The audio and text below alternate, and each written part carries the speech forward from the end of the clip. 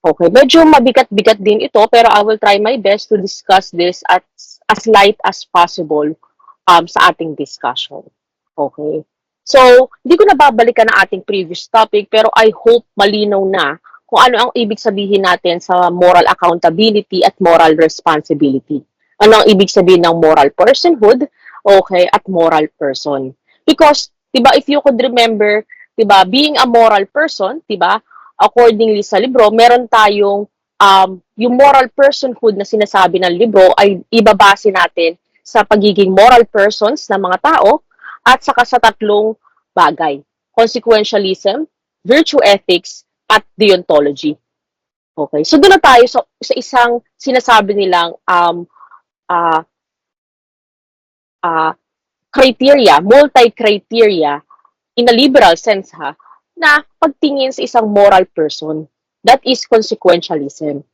Okay. So, ano ba ang ibig sabihin ng consequentialism? Pag sinabi natin consequentialism, it holds that the consequence of an action are the ones that ultimately matter in judging whether the action is morally good or bad. So, ibig sabihin, kahit anumang means natin ng pag-achieve ng action na ito, as long as yung result ay good, moral good daw ito. On the other hand, naman, regardless kung paano mo pinroduce itong action na ito, kapag nag-result ito ng bad action, it is morally bad naman sa consequentialism. Okay? Hence, the morality of an action, second point, is solely determined by the kind of consequences that the performance of the action leads to. So as long as, di ba, may consequence, ito ang titingnan natin sa consequentialism. Yun nga sabi ko sa inyo, sa consequentialism or consequentialism is part of the moral personhood na pinag-usapan natin na tinake, consider ng libro, okay, na dapat ito yung pagbasihan natin sa moral personhood. Right? If you could remember, yung una dito, yung moral person. Dapat moral person yung gagawa ng consequentialism, deontology or virtue ethics, at okay, at susunod ay either yung tao ay isang consequentialist, isang deontologist, or isang virtue ethics. Diba? Kaya nga dito, nandito natin pag-uusapan yung tatlong yun. Okay, although consequentialism muna tayo, pero yun nga, meron tayong three theories in ethics. Okay, isa dito yung consequentialism na dinefine natin kanina. Consequentialism, looking at the consequences of an action to determine whether it is good or bad. Okay, sa susunod na discussion natin, dito natin pag-uusapan yung deontology, looks at the result wherein the action followed is good or bad. So dito sa deontology, in contrast with consequentialism, if consequentialism looks at the result, deontology, titingnan niya yung rules na sinusundan natin sa action making. Rules ha? Okay. Virtue ethics naman, on the other hand, looks at the character of the moral agent. So dito yung mismong taong kumikilos. So papansin nyo, consequentialism is the outcome, deontology is the rules, at virtue ethics is the person mismo ang tinitingnan natin. Okay? Sa tatlong bagay na ito, okay, sa tatlong consequentialism, deontology, virtue ethics, yung tatlong ito ay pwede siyang magamit sa isang certain situation. Kasi may mga tao na isa siyang mabait na tao, na sumusunod siya ng good rules, at ang kanyang consequence of the action is also good. May gano'n kasing situation. Pero there are also situation na isang tao ay mabuti, pero yung rule na sinusunod niya ay hindi mabuti, pero yung outcome ng action niya ay mabuti. Maganda example dito si Robin Hood. Si Robin Hood ay mabait na nilalang, pero yung kanyang rule na sinusunod ay hindi mabuti, okay? Pero yung consequences of the action niya ay good. Okay? So, yun nga, there may be cases where all three aspects occur in compatible ways. An action resulting a good consequence and is done by a virtuous person, or it was following a good rule. Kasi pwede nga mangyari yon. But there are cases in which actions that results in good consequences violate a good rule, or the action done by a virtuous person does not result in good consequences. Kasi nga pwede ding mangyari yun. Okay? So papansin nyo, di ba, yung personhood natin ay pag-uusapan natin yung tatlong to. Kung ano ba yung mas matimbang sa tatlong to. Okay? Kaya nga itatanong, this leads to the question, which is more fundamental? Ano ba ang mas mabigat? Sa tatlo, yung consequence, yung rule na sinusunod, o yung virtue ng moral agent. Siyempre, ang makakasagot lang niyan ay kayo. Okay? Kayo lang ang makakasagot kung ano ba ang mas mabigat para sa inyo. Some of you would say consequences ang pinakamahalaga regardless of the rule. Iba naman sasabihin, rule po ang pinakamahalaga kasi ito nga yung dapat sundin kasi rule nga siya in the first place. Diba? Sabi namang ng iba, no virtue ng moral agent ang mahalaga. Diba? Kung honest kang person, as long as sinunod mo yung pagiging honest mo regardless of the result, okay, ito ay good. Okay? So, yun nga, kayo lang ang makakasagot niyan. Ino-open ko lang yung floor for you to question kung ano ba ang mas pasok sa inyo. Pero yun nga, pero syempre, kung pipili kayo ng mga choices kung ano nga ba ang mas pasok sa inyo, consequentialism, deontology, or virtue ethics, okay, magandang malaman nyo rin kung ano yung pasok dito. Okay. So, dito mo tayo sa consequentialism. Okay. So, sa consequentialism, since nakafocus tayo sa outcome, okay, ng ating mga actions, di ba? Na ito yung outcome na ito would result whether in good or bad action, depende nga sa outcome, di ba? The good consequence that consequentialism regards as the basis of the moral goodness of an act is not just any kind of good or desirable consequence, but can be, ano ibig sabihin nito? Every action do kasi natin, lagi itong maglilid sa isang certain, sabihin natin, aim, o sa salita ni Aristotle, ends. Okay? So, every action natin would lead to a certain aim or target o ends na nahat na dalawa. Intrinsic good or instrumental good. Okay? Galing kay Aristotle to. Intrinsic good, ito yung mga types of ends or aim or target ng action natin na desirable siya in itself because that target or aim is good in itself. Okay? So, ano ibig sabihin nun? Ito yung target nyo sa life or any action nyo na kung saan kaya niya mag-stand alone. At kapag dinisar mo siya, as a stand-alone, good siya in itself. Okay? Ang contrast naman ng intrinsic good ay yung tinatawag nating instrumental good. Ito is another type of end or target or aim ng action natin na kung saan dinidesire siya for something else or dinidesire natin siya kasi kapag dinesire natin ito at na-achieve natin ito, it would lead to another else. Example, di ba? Example ng intrinsic good at instrumental good. Halimbawa, gusto mo magkaroon ng magandang trabaho in the future. Okay, syempre, in order for you to have magandang trabaho in the future, dapat makapagtapos ka ng pag-aaral. Okay? So, yung pagkakaroon ng magandang trabaho is intrinsic good. Kasi dinidesire mo siya by itself. It is good in itself. On the other hand naman, instrumental good is dinidesire mo siya for something else, hence yung pagtapos ng pag-aaral in relation sa pagkakaroon ng magandang trabaho is the instrumental good. Doon siya nag-work. Okay? So, another example,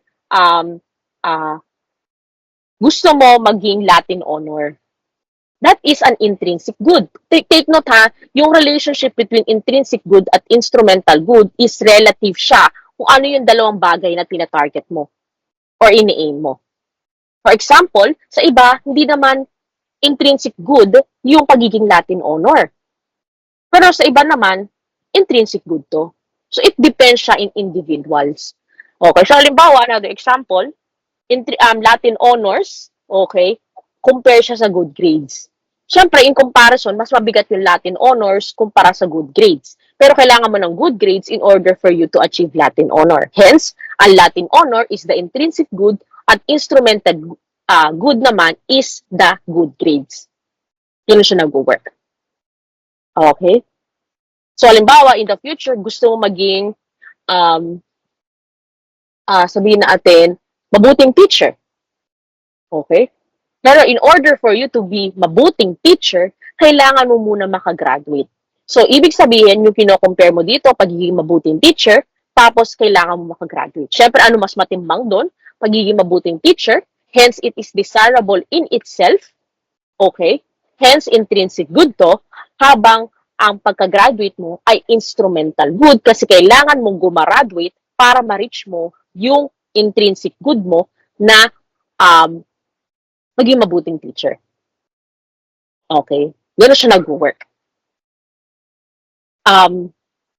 Sinasabi din dito sa argument dito, ang intrinsic good or yung good in itself or desirable for its own sake ay also inherent good. Ano ibig sabihin nito? Ibig sabihin, hindi niya nade-derive yung goodness from other good. Ano bang ibig sabihin ng good na sinasabi dito? Ano bang good? Ibig sabihin, hindi naman siya mabuti na nilalang has been being honest, being virtuous na person. Hindi ganun. Ibig sabihin, para lang siyang mabuti or maganda in the sake for our discussion, ha? Okay, maganda or mabuti. Hindi siya, wala siyang context na, siya yung tarang religious, masunurin, walang ganong context. Okay, rather, general lang siya. Okay. So, dito nga, sa inherent good na sinasabi dito, ibig sabihin, yung goodness niya or pagiging mabuti niya, maganda niya, ay hindi natin kailangan pa ng ibang bagay para sabihin maganda ito or desirable to. Halimbawa, ang pagiging Latin honor natin, halimbawa, ito yung intrinsic good mo, hindi mo na kailangan ng ibang justification why you should desire Latin honor. Kasi inherent good siya, kaya intrinsic good siya. Okay, ganun siya nag-work. Okay. On the other hand naman, ang instrumental good, since ang instrumental good ay dinedesire mo siya for something else, halimbawa nga lang yung good grades for Latin honor, instrumental good siya, hence, ang kanyang good ay derived good. Ibig sabihin, nagkakaroon lang siya ng goodness, nagkakaroon lang siya ng pagiging maganda or desirable because of something else. Okay, nagiging desired lang siya because para nga sa intrinsic good. Halimbawa, nagiging desirable lang sa'yo or mabuti lang sa'yo yung pagkakaroon ng mabuting, mataas na grade because for the Latin honor. So, ibig sabihin yung pagkakaroon ng good grades na yun ay dependent siya sa idea of Latin honor. Kasi nga, ang instrumental good ay dependent siya sa intrinsic good as much as the derived good ay dependent siya sa inherent good. Okay, derived good, kailangan niya kasi ng ibang good ng iba para maging good siya. Okay.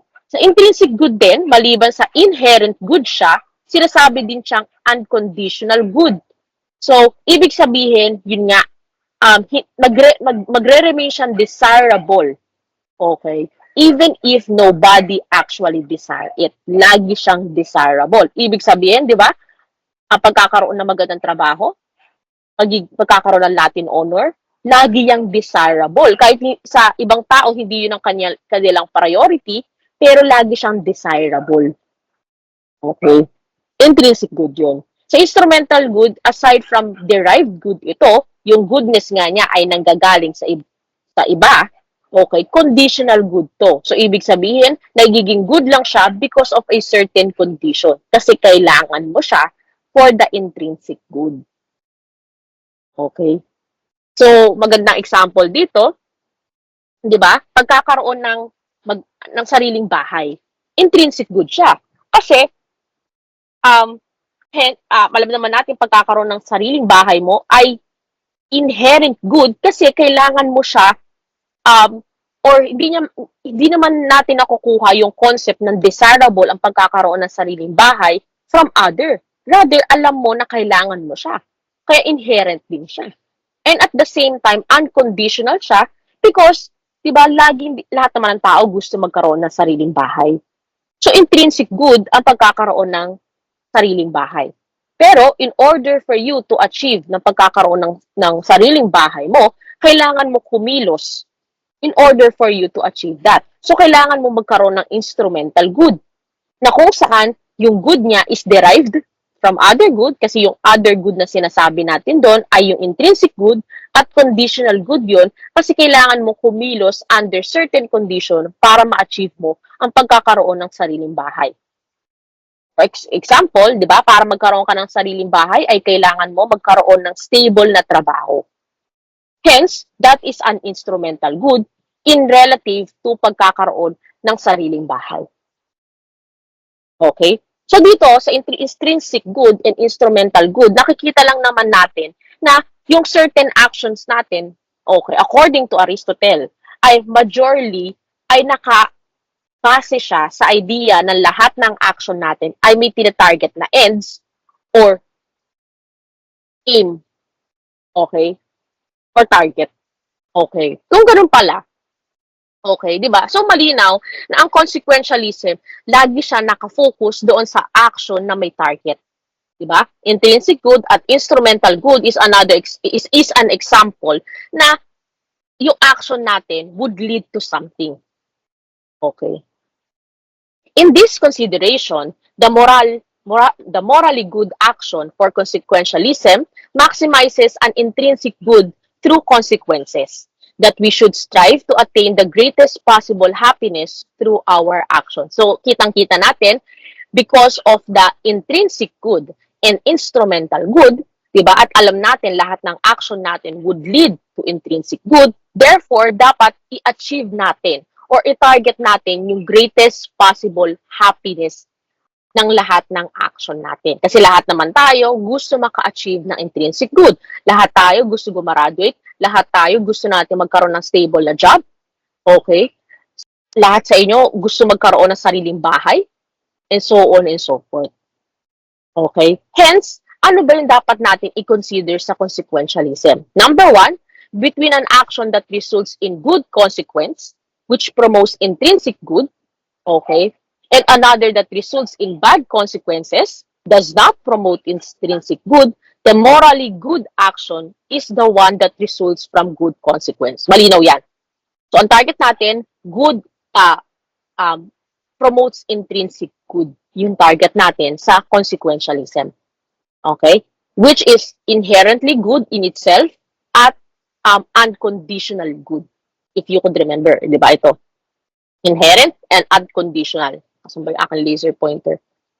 Okay. Inherent at unconditional. Ito yung target natin sa consequentialism. Next, between two conflicting actions that results in good consequences but in varying degrees, the action whose good consequence are greater is the morally good act. So, ibig sabihin kapag meron kang action na ginawa that leads to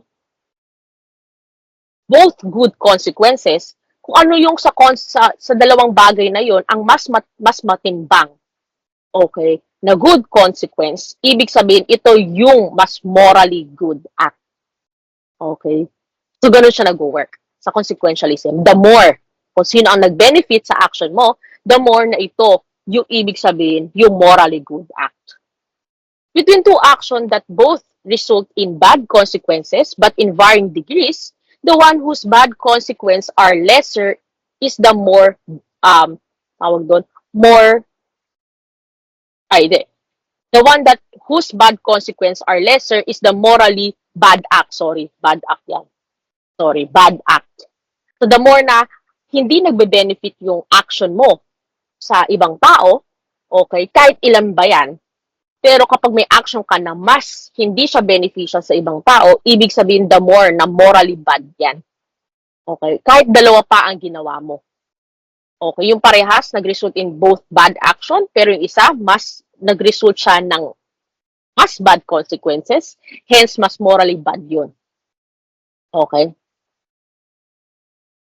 Between two actions, both leading to a combination of good and bad consequences, the one with the greater net total of good consequence with the maximum aggregate good consequence is the morally good act. So, ibig sabihin, kapag nagkaroon ka ng isang action na medyo mixed yung result, na merong good consequence doon sa action na yon, isang action lang ha, at sa action din na yun ay meron din siyang bad consequence kasi mixed consequence nga siya.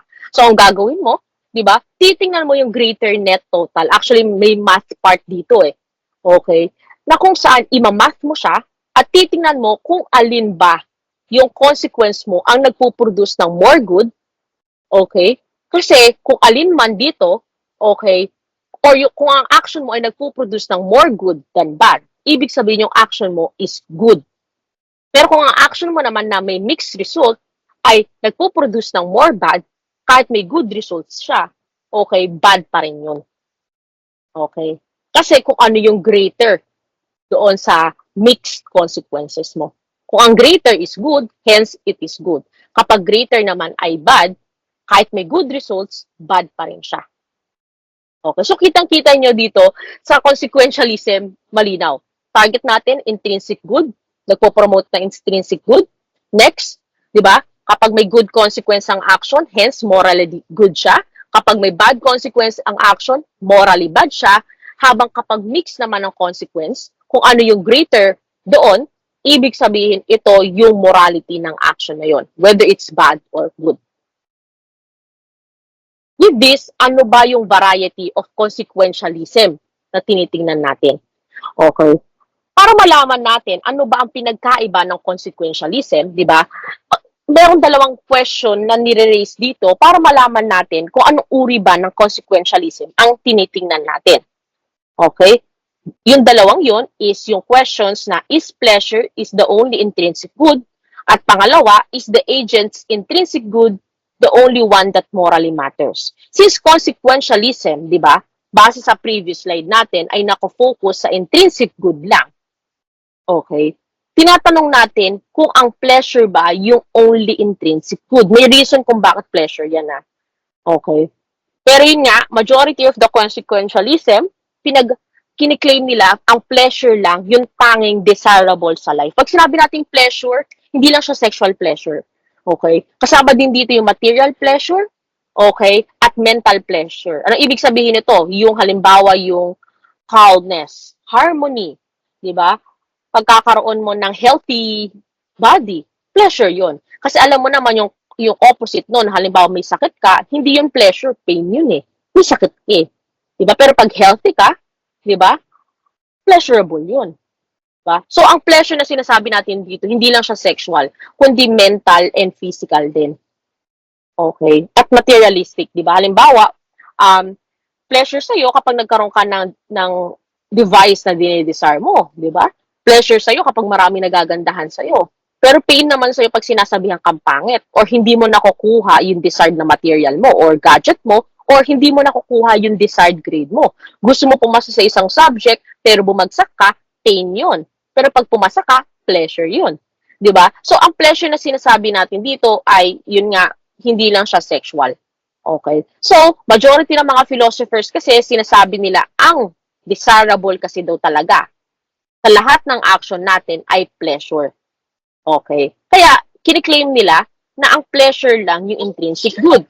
Hence, being raised sa question dito. Is pleasure the only intrinsic good? Ang next question naman natin is yung relationship ng agent doon sa action. Kung ang agent lang ba yung pinakamahalagang moral person doon sa action na ginawa mo, na nag-result ng consequence. Okay? So, first question, is pleasure the only intrinsic good? Kapag yes, ang tawag natin dito, hedonistic consequentialism. Kapag no naman, na ang pleasure lang ang hindi intrinsic good na nag-exist, tawag natin dito, non-hedonistic consequentialism. So, nakita nyo dito, may isa na hedonistic consequentialism, sinasabi na yes, pleasure lang yung tanging intrinsic good. May isa naman na no, hindi lang pleasure ang intrinsic good. May iba pa. Non-hedonistic naman yon. Sa second question naman, nakikita natin dito yung another type of consequentialism. Tinatanong nga dito kung ano ba yung, kung ang agent ba yung tanging mahalagang person doon sa ating actions. Kung ang agent yung pinakamahalagang person doon sa consequences na nangyari sa consequentialism, okay, ang tawag natin dito, agent relative consequentialism. Kasi yung agent, siya yung tanging mahalaga when it comes to an action. Okay? Kapag hindi naman, hindi yung agent. Pag sinabi natin agent, siya yung gumagawa ng action, ha? That results in consequences. Okay? So, kapag yung agent, yung pinakamahalaga doon sa consequentialism or sa pagpuproduce ng action, kaya siya yung gumawa ng action, agent relative yun. On the other hand naman, kung ang agent yung hindi pinakamahalaga when it comes to an action resulting consequentialism, tawag natin dito agent neutral consequentialism. So nakikita nyo, may 4 na uri tayong consequentialism. Hedonistic, non-hedonistic, agent relative, at agent neutral. So medyo marami tayong pag-uusapan. Okay. So, yun nga, punta muna tayo sa hedonism at non-hedonism. Diba? If you could remember, diba, hedonism, or, yun nga, the word hedonism, ay actually, kina-question niya yung pleasure. Diba? If pleasure is the only desirable thing out there. Diba sinabi ko, yes, according sa mga philosophers, kasi nga lahat tayo ng mga tao sa buong mundo ay pleasure at pain yung majority na fino-focus ng action natin. Okay, halimbawa, ayaw mong magutom kasi pag nagutom ka, pain yun. Pero kapag ikaw ay nagugutom, kumain ka, pleasure yun. Isa example yun ng hedonism. Okay? Isa example yun ng pleasure and pain. Hindi pala hedonism. Pero yun nga, pag sinabi natin hedonistic consequentialism, or for short, hedonism, it believes that pleasure is the only intrinsic good and its opposite, pain, is the only intrinsic bad. So sa hedonistic consequentialism, as long as the action would result in pleasure, that is good. Pero an action naman that would result in pain, that is bad action or evil.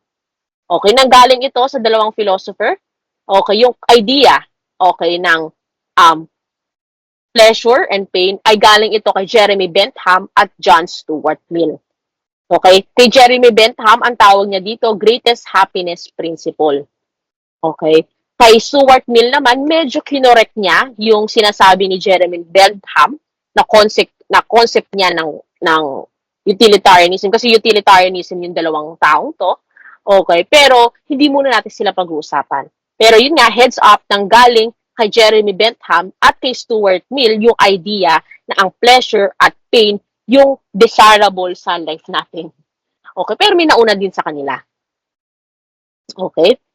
Yun nga, sa hedonism, okay, it regards an action to be morally good if and only if it maximizes pleasure or results in the greatest pleasurable consequences. While it is morally bad if otherwise. Yun, malinaw nga yun, di ba? Hedonism. Pleasure is good, pain is evil. Diba? Hedonists claim that we cannot escape from the standard of pleasure and pain in evaluating our action. Diba? Ito yung sinabi ko sa inyo, diba? Some of you, ngayon nyo lang nare-realize na hedonistic kayo. Ayaw nyo ng pain, okay? Kapag may action na nagre-result ng pain, ayaw nyo na. Titigil na kayo. Pero may ibang action naman na nagpuproduce ng pleasure, lagi nyong gusto yun. Okay? Example dito si Jeremy Bentham. Sabi ni Jeremy Bentham sa kanyang greatest happiness principle, okay, natawag niya sa idea na pleasure is good and evil is pain. Sabi niya dito, okay, they govern us all we do. In all we say, in all we think. Every effort we make to throw off our subjection will serve but demonstrate and confirm it. Sabi niya, yun nga, lahat ng action natin would only result in us desiring pleasure and us rejecting pain. Yun yung kiniklaim ng hedonism. Yun nga, reason why other consequentialists do not agree with Bentham. Okay, malinaw na, may hedonism tayo. Pleasure is desirable, evil is not. Okay, number 1, yung open question argument na sinabi ni G.A. Moore. Sabi niya, holds that pleasure cannot be equated with good. Di ibig sabihin na pleasurable yung isang bagay, mabuti agad ito. Okay? Mabuti in a general sense, ha? Hindi yung mabuti as may context na, ay, virtuous person siya, mabait, honest, mapagbigay, walang ganon. Good na sinasabi dito yung mabuti in general, ha? So, dito nga, kina-question ni G.E. Moore na yung pleasure ay hindi siya, it cannot be equated with good. Yun nga, if good were defined as or taken as to be equivalent to pleasure, then asking whether pleasure is good would be the same as asking whether pleasure is pleasure or whether good is good, which would be meaningless trivial. Okay? But since it is meaningful to say that pleasure is good, the good hence cannot be defined as pleasure. So yun nga, pag sinabi niya ang pleasure is good, so parang dapat, di ba parang sinasabi lang ni G.E. Moore, pag sinabi mong good, dapat unang-unang papasok agad sa isip mo ay pleasure. Pag sinabi mo naman pleasure, dapat unang-unang papasok sa isip mo ay good. Pero hindi ganon, di ba? Pag sinabi mo good, good lang ang sasabihin mo. Minsan wala pang context. Minsan nga yung context na sinasabi ko pa ay mabait na tao, honest na tao, di ba? And so on and so forth. Pero hindi ganon yung unang-unang pumapasok sa idea nating good. Kaya nga sinabi niya, pag sinabi nating pleasure is good, di ba? Hindi ganon. Kasi pag sinabi nating pleasure is good, di ba? Magkakaroon siya ng parang sabihin natin circular meaning or circular definition. Eh, hindi naman ganun ang nangyayari. Di ba? Hindi siya nagkakaroon ng circular definition eh. Na pag sinabi nating pleasure, it implies good agad. Kaya nga hindi lumalabas pleasure is pleasure or good is good. Okay? At kung pleasure is good nga, di ba? At tama nga yung ibig sabihin yan, di ba? Dapat hindi mo na kiniklaim na ay pleasure is good because that is already given. Diba? Eh, pero bakit kailangan mo pa i-claim na yung pleasure is good? So, ibig sabihin, ang good ay hindi siya pleasure. Yun ang sinasabi ni G.E. Moore. Kasi nga, hindi siya given. Diba sabi ko nga sa inyo kanina, pag inisip yung good, hindi agad pleasure yung pumapasok. Kasi, hindi agad given yung idea na yung pleasure is good. Hence, hindi nga agad pumapasok sa isip natin, pleasure is good. Rather, pleasure is pleasure or good is good. Yun nga. Anyways, yun nga, open question argument. Next naman na criticism sa hedonism is that what is actually desired is not necessarily desirable. Yun nga, kung tama ang hedonism, na ang pleasure is good at pain is bad, at anything that we desire is pleasurable, hindi naman lahat ng ating dinedesire ay desirable. Diba? Some of us would desire, halimbawa, having a child, pero some would not like to have a child. Okay? Some would say na desirable ang opposite sex. Pero yung sasabihin naman iba, no, hindi desirable ang opposite sex. I desire the same sex. Diba? Some of you would desire, halimbawa, Latin honors. Pero hindi lahat ng tao nagde-desire ng Latin honor. Okay? It is indeed true that people actually desire pleasure. But it does not necessarily make pleasure desirable. Diba? Sometimes nga, yung pleasure na nare-receive mo sa pagkain ng pagkain, okay, ay nangyayari lang. Hindi mo naman dinidesire na masarapan ka sa pagkain, pero nangyari. Diba? Hindi mo naman dinidesire na magkaroon ka ng pleasure kapag nagugutom ka at kumain ka. Nangyari lang. So, hindi all the time yung pleasure na nare-receive natin ay desirable. Sometimes, nangyayari lang siya. Yun nga, there are moments when the action that gives us pleasure is not the desirable thing to do. May mga sometimes, may situation na gusto mo gawin yung isang bagay na yon kasi desirable siya at kapag ginawa mo, pleasurable siya sa'yo. Pero minsan, sometimes hindi mo gagawin yun. Kasi may mas mabigat pang bagay na dapat mong gawin. Halimbawa, some of you would like to watch K-drama imbes of studying. Pero, kahit nandoon yung desire mo sa K-drama, nandoon yung pleasure at happiness mo by watching K-drama, some of you would sacrifice that para makapag-review, halimbawa, or gumawa ng isang project or assignment sa isang teacher. Kasi, hindi naman lahat ng bagay, pag sinabi nating pleasurable, desirable siya at gagawin mo agad siya. Okay. So, malinaw sa hedonism. Okay. Punta naman tayo sa non-hedonistic consequentialism. So, kapag sinabi natin, di ba, if you could remember, ang hedonism, kiniklaim niya yung pleasure is the only intrinsic good at ito yung desirable. Non-hedonistic consequentialism naman, kiniklaim nila, it rejects hedonism but maintains that the general view of consequentialism. For short, nire-reject niya yung idea na yung pleasure, yung desirable. Or yung pleasure, yung intrinsic good. Okay, nire-reject niya. Yung non-hedonistic consequentialism, meron siyang dalawang version. Exclusive at inclusive. Ano ibig sabihin nito? Pag sinabi natin exclusive, it rejects the idea of pleasure is an intrinsic good. Rather, okay, may iba tayong intrinsic good.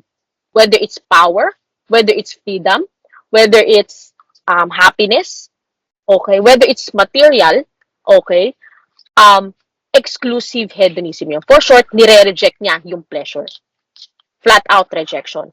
Inclusive non-hedonism naman, sinasabi niya, nire-reject niya yung pleasure, yung tanging intrinsic good. So, maliban sa pleasure, may iba pang intrinsic good na kasama si pleasure. Whether that is intellect or knowledge or wealth or ano pa ba, health, and so on and so forth. For sure, sa inclusive non-hedonism, may kasama pa si pleasure.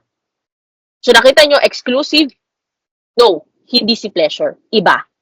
Inclusive, may kasama si pleasure. Okay? Yun ang difference nila. So, yun nga, punta naman tayo sa agent relativity at agent neutral. Mamaya na natin pag-usapan yung type of non-hedonistic, ha? Okay. Pero yun nga, punta naman tayo sa agent relativity at agent neutral. Ito yung connection sa idea na yung agent ba ay mahalaga when it comes to consequential actions. If yes, mahalaga yung agent when it comes to consequence of action at dapat siya lang yung magbe-benefit, tawag doon gender relative. Gender neutral naman on the other hand, siya yung hindi mo binibigyan ng importance si agent, rather ibang tao. Yun nga, agent relative consequentialism or egoistic consequentialism is the consequences that directly concerns or affect the welfare or well-being of the agent or the person who acts. For short, held that what morally matters is the agent-related consequences. So, dito sa mga agent relative, halimbawa, gumawa ka ng action at nakabadly affect sa'yo at ito yung binigyan mo ng pansin, okay, kumpara sa result or effect nito sa ibang tao, okay, agent relative ka. Pero on the other hand naman, agent neutral, di ba? Or impartial consequentialism refers to the consequences that do not directly concern or affect the welfare of the agent, but instead directly concern or affect the welfare of other person. Kahit ikaw yung gumawa ng action sa agent neutral, okay, ang mahalaga pa rin sa'yo yung welfare ng ibang taong maapektuhan mo. Hence, held that what morally matters should be both agent-related and non-agent-related. So, kitang-kita nyo yung difference. Okay? So, ngayon, kitang-kita na ngayon na marami tayong uri ng consequentialism. Pag pinagsama-sama mo yung hedonism, non-hedonism, agent relative, at agent neutral, magkakaroon tayo ng 4 pa na uri. Meron tayong agent relative hedonism.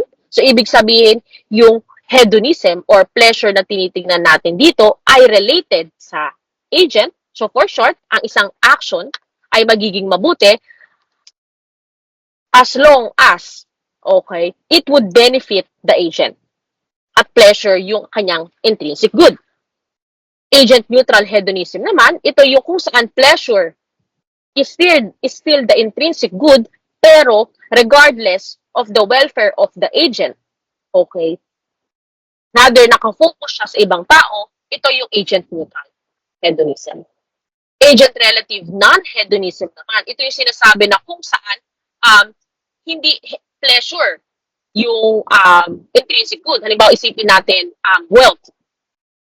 At yung wealth na ito ay dapat heavily affected yung agent, hence, agent relative non-hedonism. Agent neutral non-hedonism naman, ito yung kung saan hindi nga si pleasure yung intrinsic good, maaring knowledge naman on the other hand, hindi dapat si agent lang ang mag-benefit dito. Ibang tao din. So, kitang-kita nyo, minimix natin siya. Okay? Agent relative, agent neutral, hedonism, agent relative non-hedonism, at agent neutral non-hedonism. Okay? So, just para to make sense of it, mas magandang i-table nyo siya para mag-gets nyo. Okay? So, kung ganun pala, diba? Punta muna tayo sa agent relative hedonism. For short, an action, yun nga, it holds that an action is morally good if it gives maximum pleasure to its agent while it is morally bad if otherwise. At pleasure lang yung binibigay natin. Okay? Agent relative. Si agent ang mag-benefit at pleasure yung dapat mapupunta sa agent. Ang dalawang philosophers na nagsabi nito ay dalawang Greek philosophers na si Aristippus, bubulol ako, at Epicurus. Sabi ko nga, hindi lang si Bentham at saka si Mill ang nagsabi yung pleasure, yung desirable. May nauna pa. Ito nga ang dalawang philosophers na ito. Okay? They both believe that pleasure and pain are the only ones that have intrinsic value. Pleasure being the only intrinsic good and pain being the only intrinsic evil. Both subscribe to the view that an action is morally good if it brings maximum pleasure to its agent. And it is morally bad if otherwise. So, ibig sabihin, okay, sa agent hedonism na ito, okay, kapag gumawa ka ng action that results pain sa'yo, bad agad yun. Pag gumawa ka naman ng action na nag-result ng pleasure sa'yo, good ito. Yun yung agent relative. Regardless kung nag-benefit ba ibang tao dito. Ang question lang sa'yo. Kasi ikaw yung nagpo-produce ng action. Okay? Actually, yung philosophy ni Aristippus, bukol ako, at Epicurus ay magkaiba. Unang-una, syempre, si Aristippus, bubulol ako. Okay? Sinasabi niya, ang pleasure dapat natin is a sensory pleasure. For short, duration ang kanyang type of pleasure. Okay? At active hedonism yung kanyang sinasabi. Pag sinabi natin duration, okay, ito yung kung saan mas mahaba. Okay? Yung binibigay sa yung pleasure ng action na yon. Okay? Pag siya, obvious naman, sensory pleasure, material pleasure yun, or physical. Halimbawa, magandang example dito, yung pagtingin mo sa isang painting. Okay? Pwede mo sabihin na, pasok ito kay Aristippus, okay? Because every time na tumitingin ka ng painting, okay, kahit sabihin natin mahaba or maikli lang ito, okay, pero within those duration na nakatingin ka sa painting, nagkakaroon ka ng sensory pleasure. Okay. Active hedonism din ito kasi kailangan mong ma-experience yun in order to be gratified. Example, dito yung pagkain mo. Nag-crave ka, halimbawa sa milk tea. Okay. Sensory pleasure yun. At syempre, every time na iniinom ka ng milk tea, di ba, nabibigyan ka ng pleasure, okay, hence, di ba, beneficial sa iyo yun, morally good yun, di ba, nagkakaroon siya ng duration. Kasi, syempre, tatagal lang ang milk tea, di ba, kung gaano karami yung milk tea, at gaano mo siya kabilis inumin. So, kay Aristippus, mas mabilis siya mawala. Okay. At dapat kang kumilos, okay, para, or ma-experience yun para mag-gratify ka. Okay. May sinabi din si May sinabi din na nawala. Kulang pala. Kulang. Nawala. Itin ko Okay. On the other hand naman kay Epicurus, more likely ang kanyang pleasure na sinasabi dito ay mental pleasure. Pag sinabi niyang mental pleasure is peace. Kaya nga si Epicurus, sinasabi siyang stoic. Okay? Peace, harmony, zen, di ba? Yung more likely sinasabing mental pleasure dito. Para kay Epicurus, mas mahalaga sa kanya yung intensity. Pag sinabi natin intensity, yes, mas mabagal siyang mabigay sa'yo yung gratification, pero longer siya. Di tulad sa kay Aristippus, okay, yes, mas mabibigyan ka ng immediate pleasure, pero saglit lang. Di tulad kay Epicurus, yes, mas mabagal siyang mag-gratify sa'yo, pero mas longer siya. Parang baligtad din, no? Okay, baka baligtad yung pagkakalagay ko. Anyways, yun nga. Kay Epicurus din, tinatawag din siyang passive hedonist. Refers to the pleasure one experiences when pain, either mental or bodily, is absent. They are less intense but long-lasting. Mga baka baliktad sila. Anyways, okay. Pero yun nga, kitang-kita natin, di ba? Ito ang difference between Aristippus and Epicurus. Yes, they are both adhering to the idea na pleasure yung desirable or yung intrinsic good, pero relative ito sa agent.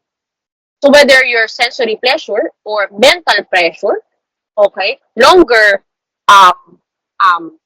gratification to intense gratification, di ba, ay babagsak yan sa either kay Aristippus and Epicurus. Okay, so ngayon? Agent-relative non-hedonism. Ang pinakamagandang example dito si Nietzsche. Okay? Ano ba ibig sabihin ng agent-relative non-hedonism? Base sa first point, labas ko yung laser pointer ko. An action is morally good if it gives maximum benefit to its agent regardless of its action is based on the standard of pleasure or not. While it is morally bad if otherwise. I think ang sinasabi dito exclusive eh. Okay, na mali ang pleasure. 'Di ba? Dalawa yung uri ng non-hedonism. Exclusive, sinasabi dito mali. Okay, hindi pleasure. Inclusive naman, may kasama si pleasure. Okay? Ang sinasabi dito ata na agent relative, non-hedonism, specifically kay Nietzsche, is exclusive. So, ibig sabihin, nire-reject ni Nietzsche yung idea na ang pleasure is yung intrinsic good o yung desirable. Hence, ito yung kanyang philosophy. Ano ba yun? Take note ha, hindi ko specialty si Nietzsche. Okay? So, ayun nga, limited lang din yung aking understanding sa kanya. Okay. Ano ba yung philosophy ni Nietzsche? Nietzsche believes that there is something more fundamental than pleasure, namely power. Okay?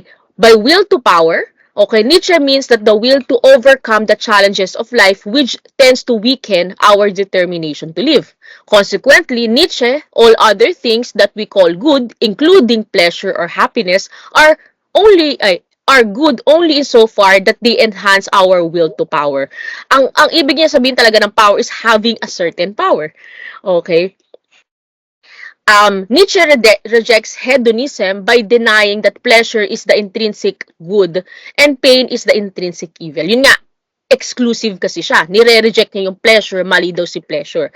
Rather, power is, tawag doon, yung intrinsic good. Okay. Will to power is the intrinsic good. It is more fundamental value for humans that such that everything else has value insofar they enabled us to attain power or to enhance our will to power. Okay. Hence, Nietzsche's ethical theory represents the exclusive form of agent-relative non-hedonism. Okay, yun nga, exclusive siya for following reason. Yun nga, number one, power falls under consequentialism since it judges the value of our action in terms of its consequence of enhancing the will to power. Pangalawa, it's agent relative since the power that is relevant in determining the value of one's action is the one owns power or will to power. Okay, wait lang nga, didiscuss ko ba si Nietzsche dito? Hindi. Ano ba yung filosofiya ni Nietzsche? Okay, si Nietzsche kasi naniniwala siya, power, okay, yung mismo ngang napupush sa atin for a certain action. Okay, kasi during the time of Nietzsche, ang daming Christian or moral principles na nag-i-exist sa time niya. Okay, na kung saan to the extent na somewhat na-alienate or sabihin natin, hindi nakaka-connect si Nietzsche sa idea na yun. Okay, ayan. So, ayun nga, maraming moral principles or during his time, sabihin natin malakas yung Christianity. Okay, na kung saan hindi nakaka-connect si Nietzsche. Okay?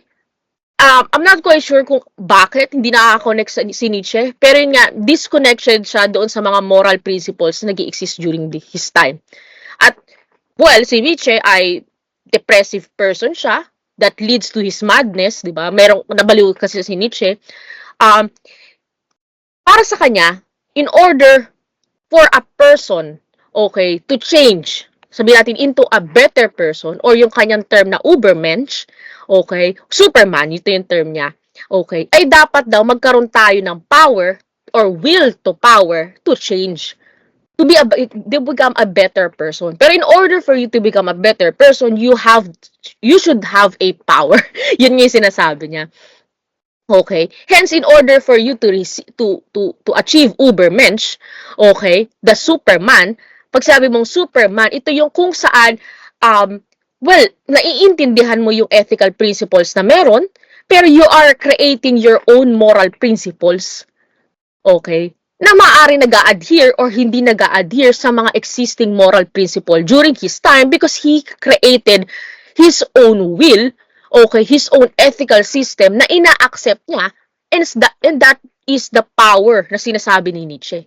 Yung power na sinasabi niya hindi is brute strength ha, hindi yung control. Rather yung power na I am a better person, I am a Superman. I am a person that is connected with my own moral principle, Okay? Hence, I exist based on my own principle na maaring ang connected sa iba, pero I am an Ubermensch. I am a Superman.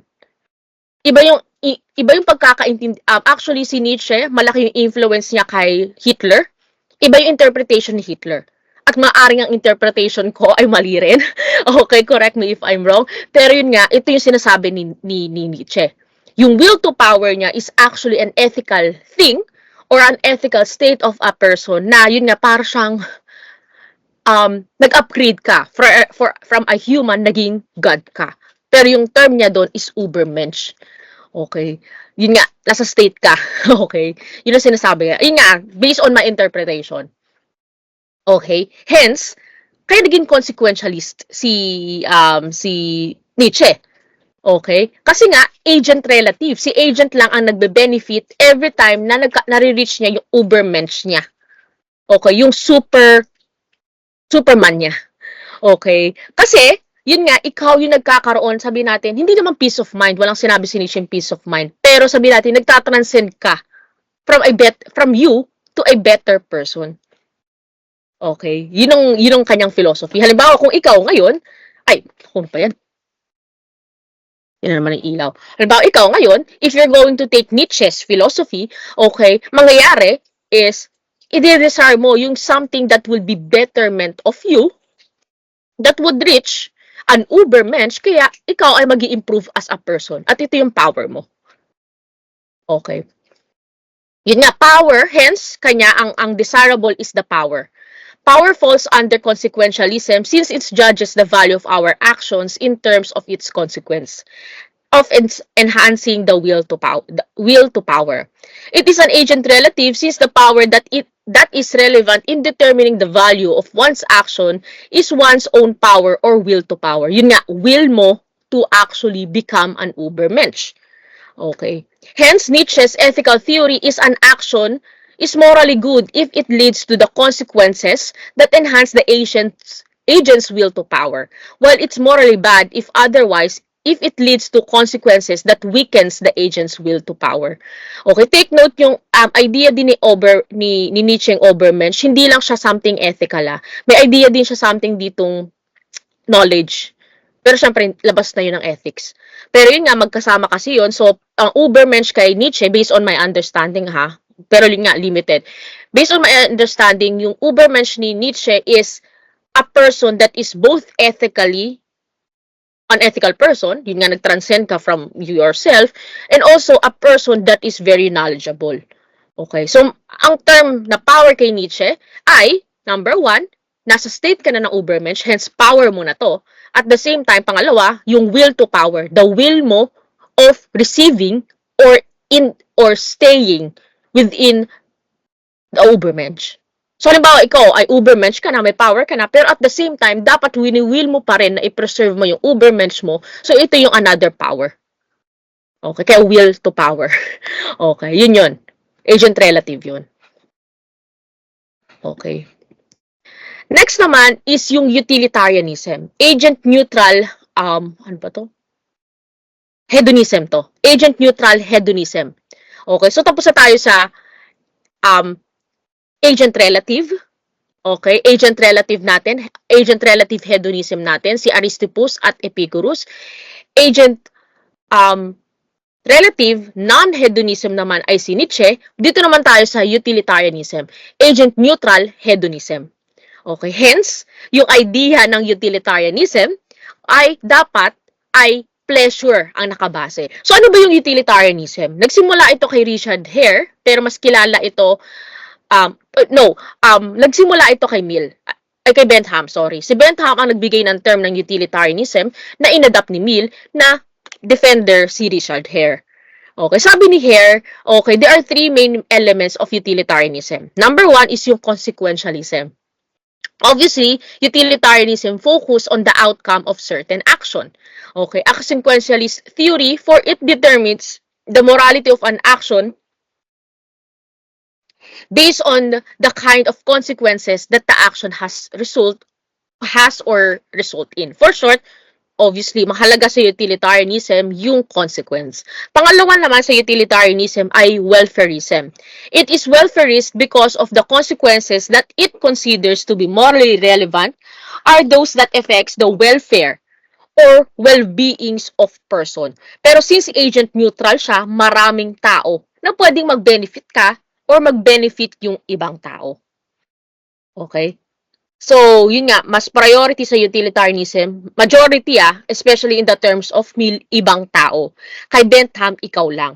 So, medyo ganun utilitarianism, it depends on who is the philosopher yung pinagbabasihan mo. Okay. Yun nga, welfare is an action that improves the quality of their life. So, since agent neutral ang utilitarianism, okay, so, dapat tinitingnan mo kung ang action mo ay magre-result for the benefit of other people, utilitarianism yun. Okay. Obtaining to a high or at least reasonable degree of quality of life which on the whole a person wants to prefer to have. Okay, yun nga.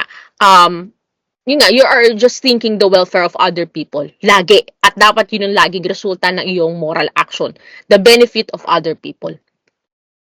At lastly, another element of utilitarianism is yung aggregationism. The welfare that it considers to be morally relevant is the maximum aggregate or sum of total welfare of all affected person. May math kasi dito. So, halimbawa, in order for you to say na good yung action mo, halimbawa ako, good yung action ko sa inyo, at naging beneficial nga ito, at it results to the sabihin natin, sa inyo, welfare nyo, masasabi kong mas good siya kapag mas mataas yung math ko of the good that I give to you. So, halimbawa, nagbigay ako sa inyo ng pagkain. Okay. Siyempre, inisip ko kayo ang nag-benefit sa consequence kasi welfare nyo yun. Utilitarianism yun. Halimbawa, kayo, lahat kayo. Diba? Pero masasabi kong good din yan. More good yan. Halimbawa, sa isang tao naman nagbigay din ng pagkain, masasabi ko mas good sa akin kung mas marami sa inyo ang naka-receive ng pleasure sa binigay ko na pagkain. Kasi nga may sum, may math. Okay? Yun nga sabi ni Mill, standard is not the agent's own greatest happiness, but the greatest amount of happiness altogether. So, yun nga. Okay. I-explain ko naman yung sinasabi dito, aggregationism. Okay. Ito yun. Isipin mo na lang halimbawa, si A, B at C. Si A is professor, sabi natin. Si B at si C naman ay students, halimbawa. Okay. Sabi ni B at C, gusto nilang kausapin si professor. Sabi natin sa school. Okay. Pero si professor, mas prefer naman niya na nasa bahay lang online class. Okay. So, mayroon kang dalawang pinipiling choices. Si choice A, okay, ma-meet sa school, si pleasure X is mag-meet online, kumpara kay pleasure Y, mag-meet sa face-to-face. Kasi nga, gustong kausapin ni student. Sabi natin, advisors. Advise C ni A, si B at C. So, may choices. Diba? Si choice A, at saka si choice X at si choice Y. Ulitin ko, si X is mag-meet online at si Y ay mag-meet face-to-face. Kasi nga, tinitingnan natin between the choices kung ano ba yung mas nagpo-produce ng more aggregate, okay, total sum of happiness. So, imamath natin siya. So, halimbawa si person A. Okay, si person A, ang pleasure na marireceive niya kapag nag-meet online ay 5. Ang pain naman na marireceive niya sa online ay 2. Si B naman, student to, okay, ang marireceive niyang pleasure sa online ay 5. Ganun din sa pain. Ganun din si C. Okay? Si A naman, on the other hand, on the choice Y, ang marireceive niyang pleasure, halimbawa, is sa 6, kasi sa face-to-face. Okay? Si B naman, ang marireceive niyang pleasure sa face-to-face ay 6. Ganun din si C. So, base dito sa dalawang ito, okay, i-weight mo kung alin sa dalawang ito ang nagpo-produce ng more good, the more pleasure. Hence, kung base sa math dito, ang pag-meet online ay nagre-result lang sa 9. Kasi, 9. Kasi i-minus mo siya eh.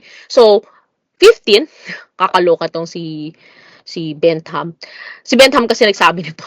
So, 15 yung pleasure niya, pero may pain ka eh. I-add mo lahat yon. So, 15 yung total pleasure of meeting online, at 6 naman ang pain meeting online. I-minus mo yon, ito yung aggregate happiness mo. So, 9 ang marireceive mong happiness kapag ginawa mo si meeting online.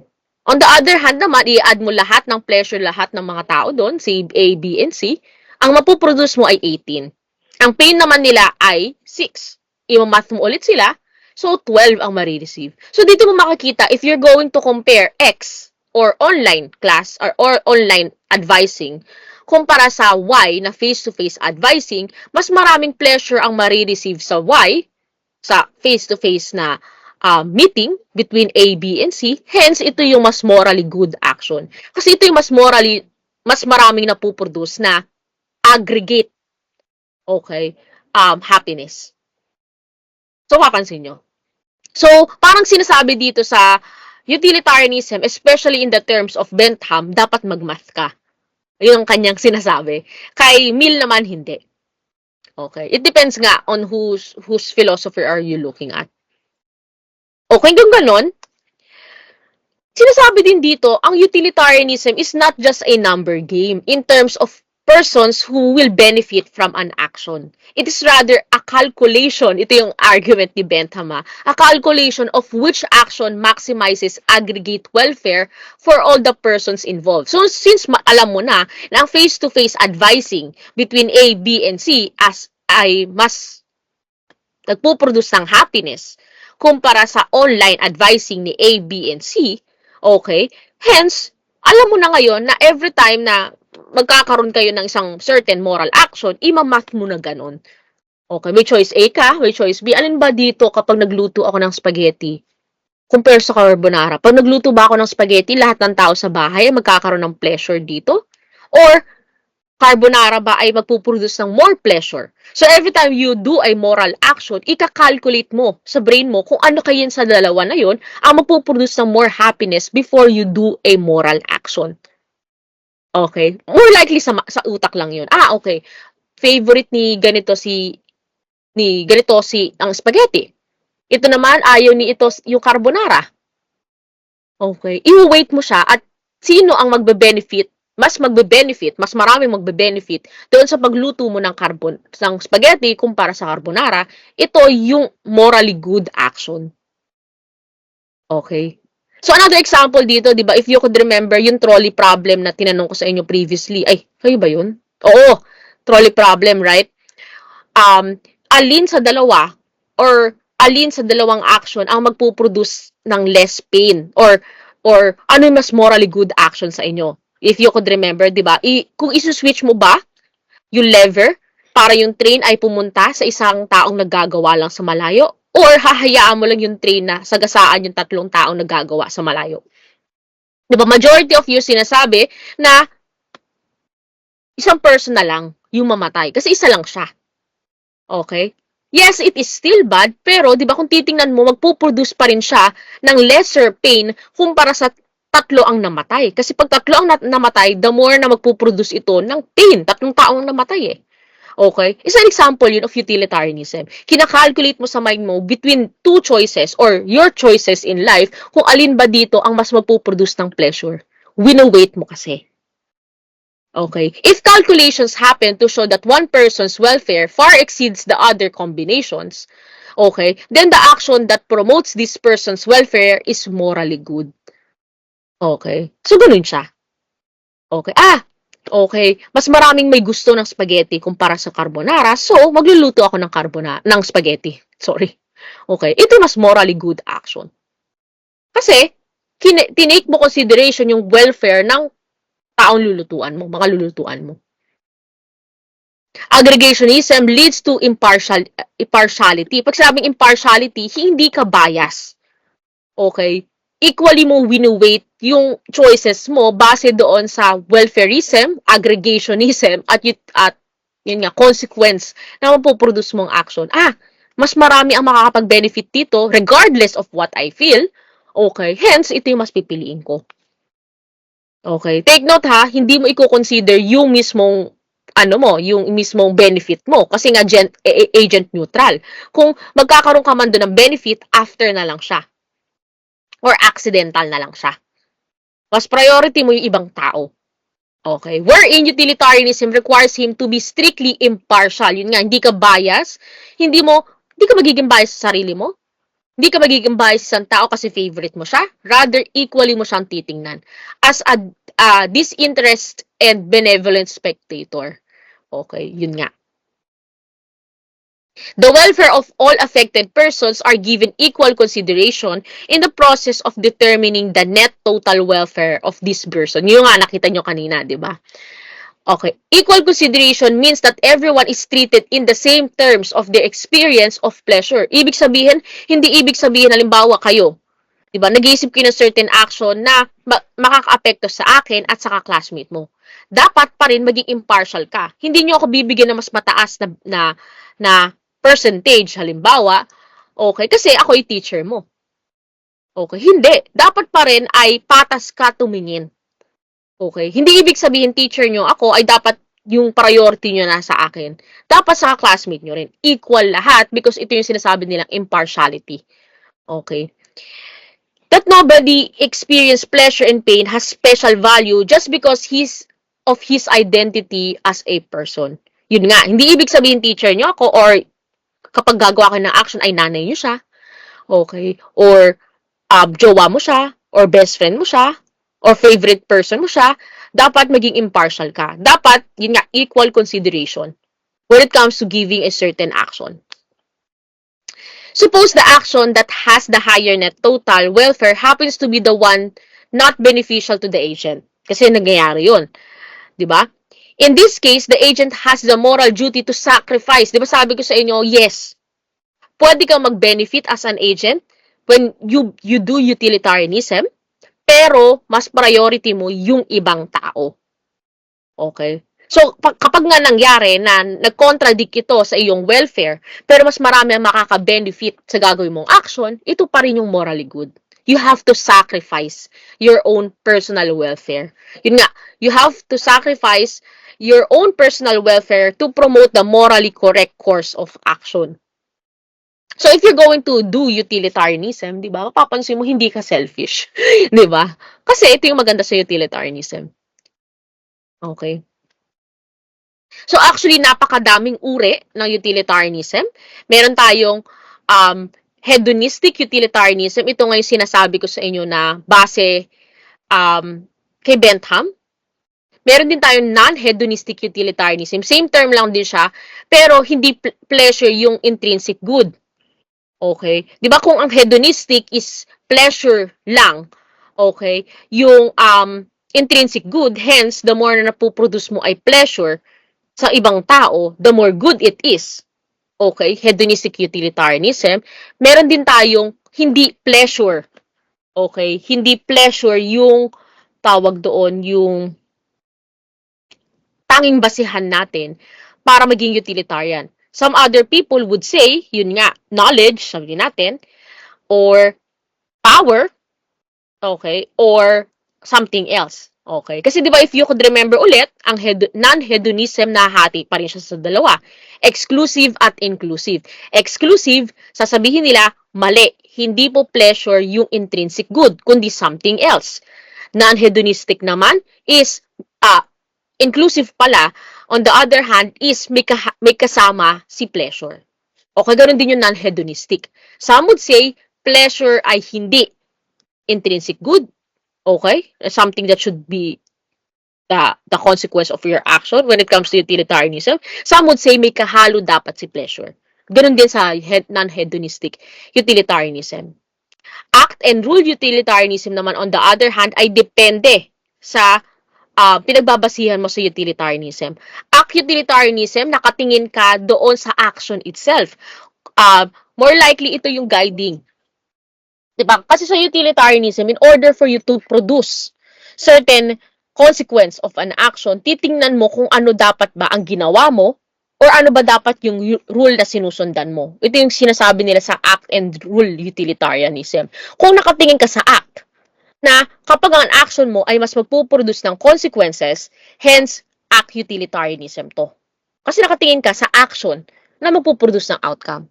On the other hand naman, rule utilitarianism, nakatingin ka sa rule na nag-guide sa act mo para mag-produce ng utilitarianism. So halimbawa, kung nakatingin ka lang sa pagbigay ni Ma'am Sara ng pandesal sa amin, okay, at ang pagbigay ni Ma'am Sara ng pandesal sa amin nag-result sa utilitarianism, hence, ito ay act utilitarianism. Pero kung titingnan nyo naman, yung rule that makes me gives pandesal sa inyo, at ito ang nag-produce ng good, rule utilitarianism yun. Okay?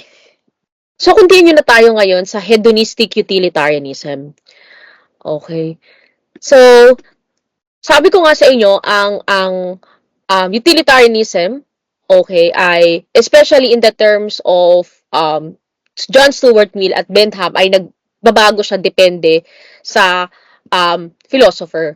Okay. Pero dito nga muna tayo sa hedonistic utilitarianism. Pag sinabi natin ulit hedonistic, it's more likely the pleasure is the intrinsic good. Ito yung pinaka-desire.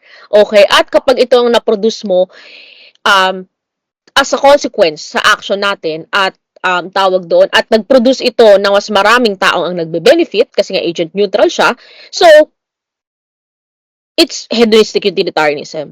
Okay. Actually, yun nga, pag-uusapan na natin ngayon yung philosophies or ethical principles ni Jeremy Bentham at ni John Stuart Mill. Dito muna tayo kay Jeremy Bentham. Okay. Quantitative hedonistic utilitarianism siya or quantitative utilitarianism. Sa kanya kasi nanggaling yung calculus na pinakita ko kanina, yung computation. Sa kanya nanggaling yun.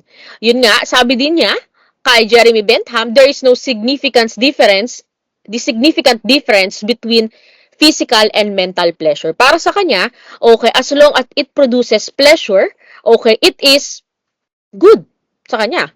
Okay? At yun nga sa kanya, yun nga sabi ko kanina, uses calculus of felicity or hedonistic calculus. It has these following criterias. Okay? Yung kanyang criterias ay intensity. The more intense it is, the more pleasurable it is. Mas mahabang pag-duration, mas mahabang duration, definitely. Mas mahabang tawag doon, pleasure. Certainty, okay, gaano ba ka-certain na makaka-receive ka ng pleasure doon sa action na ginawa mo. Remoteness or propinquity, ito yung tawag doon, ito yung kung ito lang bang action na ito ang itong certain action lang ba ito ang nakakapagbigay sa iyo ng pleasure na ito. Fecundity naman is kung higher probability. Iba siya sa certainty. Certainty naman ay probability of yun nga. Okay. Ewan ko ba't may fecundity at certainty. Pero yun nga, probability of pleasure na marireceive mo doon sa action din. Purity, kung pure ba na uri ng pleasure ang marireceive mo. At extent is to what extent ka na nagkakaroon or nakaka-receive ng pleasure. Actually, imamath mo to according kay Bentham. Okay? At the more nga na mas marami ka mapuproduce.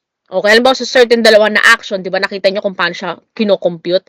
Okay? The more na mas matataas, okay, yung isang bagay, kapag yung aggregation nyo na, kapag pag sinam mo siya at minus mo yung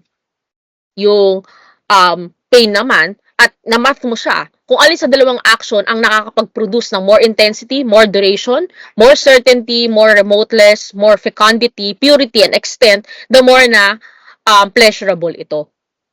Okay. Kay John Stuart Mill naman is siya yung qualitative hedonistic. Okay? Or siya yung tinatawag natin qualitative utilitarianism. Ba't naka-enter yun? Yun nga. Kay Mill, okay, ay siya yung nagsabi na mas mabigat yung mental pleasure. Okay? Kay Bentham kasi 'di ba walang difference between physical and mental kasi may calculus siya. So it does not matter sa certain outcome kay Bentham. Kay Mill sinabi niya no. Mas malalim ang physical pleasure. Ay, mental pleasure. 'Di ba parang si Aristippus and Epicurus. Si Aristippus, wala siya sinabi about mental pleasure, pero kay Epicurus mas mahalaga sa kanya yung mental pleasure kaysa sa physical. Pero kino-consider pa rin ni Epicurus yung physical. Kay John Stuart Mill, kino-consider din niya yung physical pero mas malalim yung mental pleasure. Halos same sila. Okay? Yun nga. We can determine highlight ko, we can determine the difference between pleasure A and pleasure B as long as he experienced it. Kasi merong certain criticism towards Bentham. Okay? Or, yun nga, during the time na nauuso na yung utilitarianism. Okay? Sabi nila, paano mo masasabi or paano ka magbibigay ng calculus sa isang bagay, iba-iba naman yung pleasure ng isang tao. Yun nga, paano mo masasabi na mas masarap ang ice cream kumpara sa chocolate ice cream kumpara sa vanilla? Okay? Or, mas matimbang yung ginawa mong action na ito kumpara sa action na isa. Okay? May nagki-criticize kay Jeremy Bentham that time kasi nga may calculus lang siya. Okay? Sinabi ni Mill, sinasagot niya yung tanong na yun because you have experienced it. Kaya nga nasasabi mo mas matimbang yung isa kumpara sa isa because you have experienced it. Okay? Kasi ang argument nila dito, yung judge, di ba? Merong, alimbawa, sa isang singing contest, paano mo masasabi na mas good yung isa kumpara sa isang participant? Okay? Kung judge kayo, di ba? Halimbawa, sa isang certain intensity, okay, may isang criteria ng intensity, di ba, yung sinabi natin, calculus, hedonistic calculus, or calculus of felicity, di ba? Halimbawa, ito yung mga criteria mo, intensity, duration, certainty, and so on and so forth. Paano mo masasabi na mas intense yung isa sa isa? Ang sagot doon ni Mill, okay, kasi ito yung kinikriticize kay Bentham, ang sagot ni Mill is because sa experience niya yun. Kaya sabi niya, mas mataas yung isa kumpara sa isa. Okay. Yun nga. Next naman, utilitarianism is towards the greatest happiness of the greatest number of people. So, more likely, sa kanya nanggaling ito, qualitative kasi siya. Kasi kay Bentham is more likely, hindi siya masyado nakafocus sa ibang tao. Si Bentham. Kaya nga, sabi ko, depende ito sa philosopher. Kay Bentham, based on my interpretation, is agent. Well, hindi naman siya sinabi na tayo lang yung agent yung magbe-benefit, pero more likely nagli-lead doon si Bentham sa agent relative. Si Mill naman, more likely nagli-lean siya towards agent neutral. Kaya nga, more likely na paganda nga ni Mill yung utilitarianism ni Bentham. At si Mill, hindi na din siya gumagamit ng calculus. Okay, kasi kay Mill, common sense na yun eh. 'Di ba? Kung ano yung mas masarap sa ice cream at vanilla, alam mo agad yun, hindi mo na imamath yun. Kasi may preference ka. Yun yung sinasabi ni Mill. Kaya medyo hindi niya tinanggap yung calculus ni Bentham. Pero given na kasi yun. Kasi na-experience mo na yun. Kaya alam mo na. Hindi mo na kailangan magkaroon ng certain categories, imamath mo pa. 'Di ba? In order for you to do that. Si Bentham naman, kailangan mo i-math yun kasi nga for a certain moral action at certain happiness na mapuproduce sa'yo. Okay. Next naman, yung non-hedonistic utilitarianism. Ito, obviously, hindi pleasure yung pinaka-focus ng ating consequence of our action. Or pleasure yung dapat maibibigay mo sa ibang tao on a certain action. Diba? Sabi ko sa inyo, meron tayo exclusive at inclusive. Exclusive, mali. Hindi po pleasure. Okay? Exclusive non-hedonistic utilitarianism, pleasure is not the intrinsic good, but something else. Meron dalawang namumutawi dito, yung preference utilitarianism or satisfaction utilitarianism. Okay? Na ina-assume nila na yung experience ng tao na pleasure ay actually hindi siya pleasure, preference siya. So, halimbawa, actually same lang siya, 'di ba? Pag inisip mo, preference ko 'to, maaari nagpo-produce ito ng pleasure sa akin. Pero hindi all the time kasi. Halimbawa, long cut or shortcut. Yes, pipiliin mo yung shortcut because preference mo ito kasi magpo-produce ito ng pleasure, pero hindi kasi long all the time. 'Di ba? Di all the time na ang preference would lead to pleasure. Halimbawa, wala akong maisip na example eh. Pero yun nga, 'di ba lagi siya magkalakip? 'Di ba? So, yun nga sinasabi nila, it's actually a preference. Okay. Yun nga, the desire to experience pleasure and to be free from pain is itself preference. And that one may decide to satisfy. Di ba? Isang example dito ng mga philosopher ay si Richard Hare at saka si Peter Singer. Actually, si Peter Singer, mas kilala siya as animal rights activist. Okay. So, yun nga. Yun nga, other preferences have nothing to do with pleasure and pain. Yun nga, yung preference utilitarianism, yes, preference mo siya, pero more likely preference daw, hindi pleasure. Okay, yung kanilang sinasabing basis of utilitarianism. Okay, kapag yung isang tao mas nag-benefit siya kasi mas preference niya ito, the mas morally good sa kanila yon. Okay. On the other hand naman, kapag hindi mo preference ang ni-receive mong consequence sa isang action ng katropa mo, halimbawa, mas morally evil yun. Kasi nga preference or satisfaction ang tinitingnan mo. Pero yes, there are certain action lang nga, gaya nga nasabi ko, that produces preference or pleasure out of preference or, halimbawa, ito na lang, diba? Accountancy versus, um, halimbawa, sabihin natin, creative writing. Okay. So, example ng preference, satisfaction versus pleasure. Diba? May ibang tao, mas prefer nila mag-accounting. Kasi ito yung gusto nila. Pero is it pleasurable ba? No. It's because accounting is very difficult. Diba? Kumpara sa mga taong, halimbawa, hindi naman sasabihin kong mas madali ang creative writing, diba? Hindi ko tinitingnan siyang mas mababa. Pero may difficulty pa rin sa creative writing, pero hindi siya kasing bigat ng accounting na yun, 'di ba? Example na lang sa PUP, yung system nila na dapat hindi ka bumaba sa GWA na ganito. 'Di ba? Sa accounting natin, kaya ang daming mga bata ang nagrereklamo sa accounting department. Okay? Sa creative writing, wala namang ganong sistema. 'Di ba? Or mas mahigpit yung mga teachers sa accounting kumpara naman sa creative writing. I'm not saying na lower ang creative writing, pero mas nagpo-produce siya ng pain because of the systems around it. Okay? So, yun nga, may mga tao na kahit alam nila yung system within PUP, halimbawa, okay, prefer pa rin nila pumunta sa PUP or nag-take din accounting.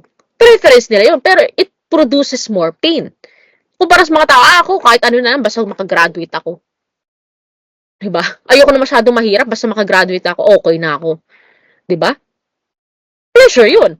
Okay? Pero, yun nga, di all the time na ang preference mo ay nagli-lead sa certain pleasure. So, ito yung sinasabi ng preference utilitarianism or satisfaction utilitarianism.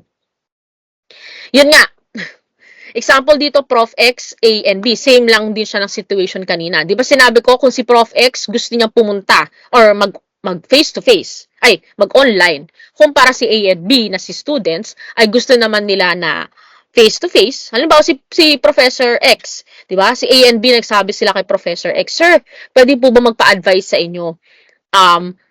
Sa inyo. Tapos sinabi ni Professor X, okay, sige, ano na lang tayo, online na lang tayo mag-advising. Kasi ito yung preference niya. Pero si A and B na student, ayaw nila ng preference na yon kasi maaring limitation of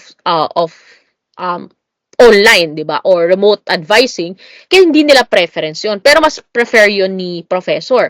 Kaya papansin mo, kung i-rate mo siya, di ba? Si Professor X, ang preference niya ay online, 4 yan. Okay. Si A and B naman, ang preference nila ay 3 and 2. Ipag-add mo sila, preference lang, ito yung calculation sa preference. Hindi ito yung calculation ng pleasure and pain tulad na nila meal. Di ba? Yung kanina example ko, balikan ko.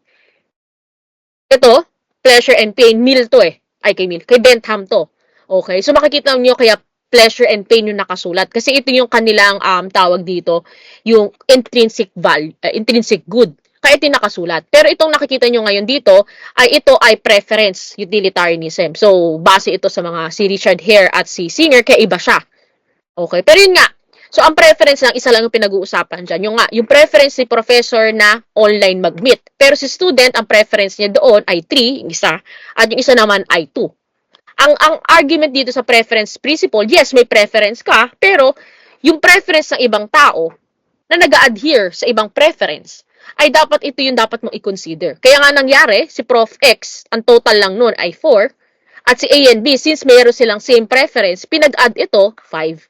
So, base dito, mas mabigat si 5 kumpara si 4, kaya mas morally good yung preference ni A and B. So, si professor, wala siyang choice, kundi mag-face-to-face.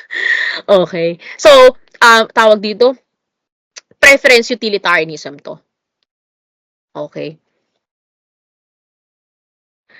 Inclusive non-hedonistic utilitarianism naman, example nito yung, di ba, pag sinabi natin inclusive non-hedonistic utilitarianism is hindi lang si pleasure yung tanging intrinsic good. Maaaring may kasama siya. Okay? So, dito pumapasok yung pluralistic utilitarianism or ideal utilitarianism na, yun nga, believes that there is a plurality of intrinsic goods. Okay? Galing ito kay Hastings Rashdal at saka kay G.A. Moore. Okay? Yun nga, di ko na-explain ito. Okay? Other intrinsic good usually includes beauty, knowledge, power, and healthy relationships like friendship. Okay? These goods are desirable in themselves regardless of whether or not pleasure is derived from having them. So, yun nga, inclusive non-hedonistic utilitarianism. Okay? Dito naman tayo sa act and rule utilitarianism. Sa act utilitarianism, yun nga, sinabi ko kanina sa inyo, ang pinakamahalaga sa utilitarianism, sa act utilitarianism, is yung action na nagdulot sa ating ng good consequence. Okay. Rule utilitarianism naman, ano ba ang rule na nag-lead sa akin, sa atin ng act na nag-lead to a good consequence? So, iba sila ng tinitignan. Sa act utilitarianism, yung action mismo. Sa rule utilitarianism, yung rule na nagiging guide sa ating action. Okay. So, yun nga, act utilitarianism holds that the principle should be applied to the act itself. Okay. Rule utilitarianism holds that it should be applied to the rule governing the act. Okay. Sa rule utilitarianism, nandito yung optimific rule. Good rule, or tinatawag natin good rule, a rule which when generally followed produces the maximum aggregate good. Kasi alam naman natin na may mga certain rules or common sense rules na alam natin sa buhay natin na kapag sinunod natin yun, lagi ito magpuproduce ng good action. Okay, isip nga ako. Halimbawa, you shall not kill. Alam naman natin yan, given yan, kahit anong mangyari sa buong mundo, na bawal pumatay.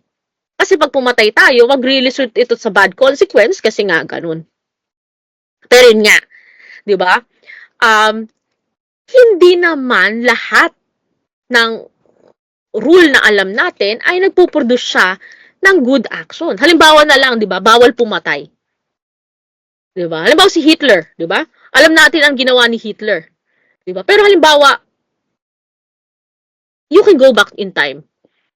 Di ba? You can go back in time and you can kill Hitler to prevent him from murdering millions of Jews. Diba? And to prevent World War II. Doon ba mag-work yung rule utilitarianism na you shall not kill? Hindi. Diba? Because alam mo, kahit alam natin yung rule utilitarianism na yun, yung rule na yun na you shall not kill usually produces good consequences, pero hindi all the time kasi it produces moral actions. Okay. Yun nga. Kung alam mo, di ba, yung nga, if you could go back in future, o go back in the past, sorry, di ba? You could actually see na hindi lahat ng rule utilitarianism ay actually good. For rule utilitarianism, even if the act maximizes aggregate good, but follows a non-optimific rule, then it is morally bad. Ito yung argument nila. Kapag hindi siya nakaka-follow sa isang optimific rule, okay, yung rule nga na dapat natin laging fina-follow that produces aggregate good, yung argument nila, kapag hindi siya sumunod dito, morally bad agad siya. Kung anong rule man yun. Di ba? Maganda example nga, you shall not kill. Di ba? Alam naman natin yun. Kahit anong gawin natin, it produces good consequences. Ano pa ba? You shall not steal. Alam natin yun. Di ba?